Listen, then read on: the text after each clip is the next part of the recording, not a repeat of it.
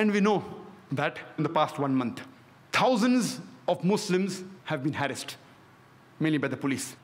The police says it is mainly the Muslims who have done it. It is the hand of the LET, Lashkar-e-Taiba.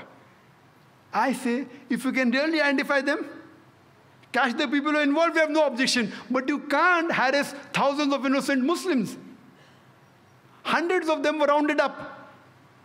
Hundreds of Muslims, they were detained for days and weeks together. As Justice Suraj said, that hundreds of them, they had been rounded up. Even their family was not informed. Imagine. And the thousands of innocent family members, they too have been harassed. We know about 22 to 25 so far have been officially arrested. All of them, 100%. None of them, not a single arrested case is directly linked with the train bomb blast of Bombay. All of them indirectly related to some other event. If you really catch the culprit, if you have proof, you have no objection. But at random picking up the Muslims, what signals are you sending? We know that about more than 300 innocent people were rounded up in Malwani. More than 300. For what? For interrogation. Any logical person will tell you that for interrogation, minimum, you at least require 3 or 4 policemen. If you want to do a proper interrogation, 1 policeman to threaten, 1 to have a soft approach, 1 to note down, maybe 1 to observe. At least 3, if not 4, minimum 3, for a proper interrogation. It takes minimum 1 or 2 hours. People, experts say 4 or 5 hours. I say minimum at least 1 or 2 hours. How many interrogation can you do? What is the manpower of the Malwani police station? What is the manpower? How many can they do in a day? 10, 20, 30, 40? How many? How many? What is the manpower? What is the force? Maximum 100, if you let it go. They round up more than 300 people, keep them waiting for the full day, then they take the telephone number and address and leave them.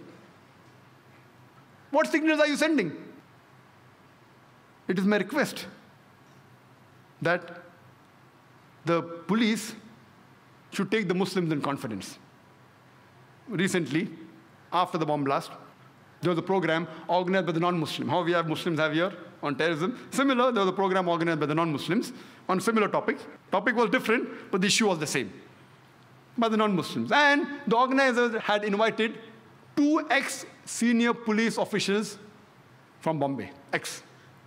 One of them comes and blames the madrasa of Pakistan, the reason for terrorist attacks here. Second one comes and blames the madrasas of India. In the speech, you tell them that they should have computers, English, no problem, I'm with you.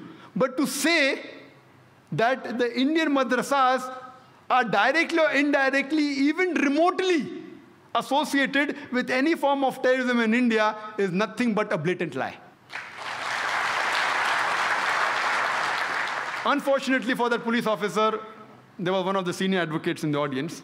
After the talk, he went and told him that, can you even give me a single white paper, single proof that any madrasa in India has been proven to be associated with any terrorist act? He said, I don't know. Imagine what statement is the senior police officer giving to non-Muslims. What message are you sending? Hindus, in turn, will be against the madrasas. So making such irresponsible statements by senior police officers, say, I'm being careful, I'm not naming. Why? Because I'm a responsible citizen. What signals are you sending? I don't know of any madrasa in India. See, they are the center of learning. Fine, we may disagree. We may want English there. We may want modernization. I speak with the people of madrasa. I may have differences, have more education. Fine, have English, have computers. We agree. But to say that they are involved in terrorist activities, indirectly or directly, even remotely, is nothing but a blatant lie. So what is happening? What message are you giving? We know that hundreds of innocent Muslims were detained. Many were arrested. The police goes and does a search in the house. Then they find some books on jihad. Proof. Proof that involved in terrorist attacks. The Bombay media reported that these same books are being sold in the bookstores of Mohammad Road for several years. If that was the case, why weren't these bookstores closed down? Same books. Jihad.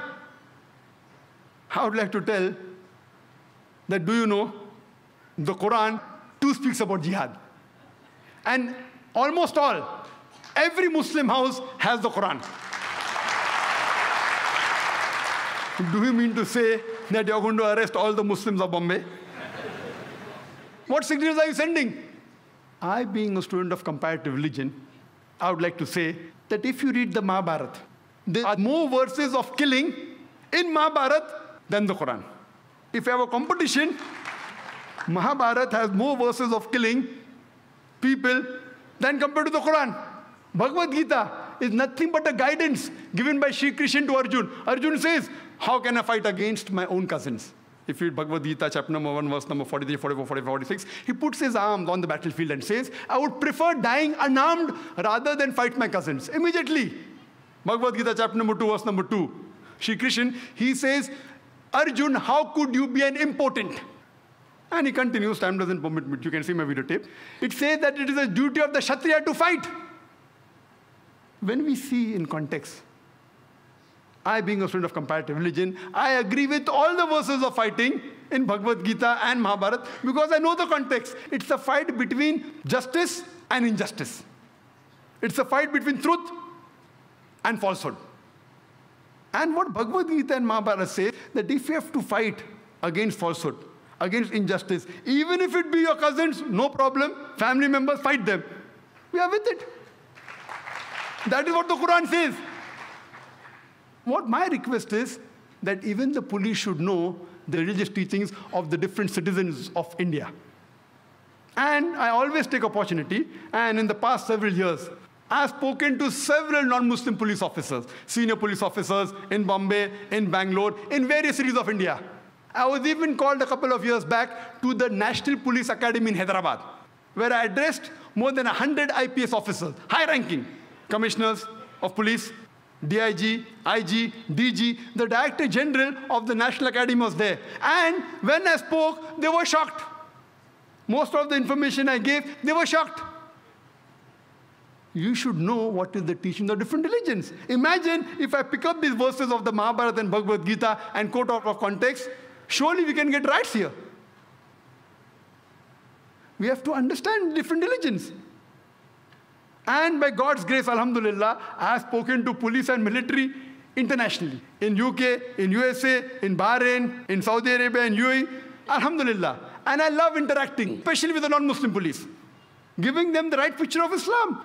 Unfortunately, they get the information of Islam from the international media. I'll come to the media in the ending.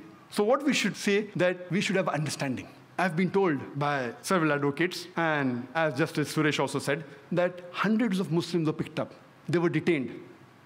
Some of them mentally tortured, some of them physically tortured. The advocates told me that the clients, as Justice Suresh said, that they were tortured. Some of them were even made to sign on papers which didn't agree, even on blank papers.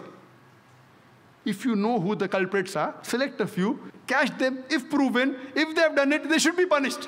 We aren't against it. But to catch thousands of innocent Muslims, what signals are you sending? Imagine to catch 10 terrorists, you interrogate and harass 1,000 innocent Muslims, irrespective whether you catch those 10 terrorists or not, surely you are making 100 new terrorists.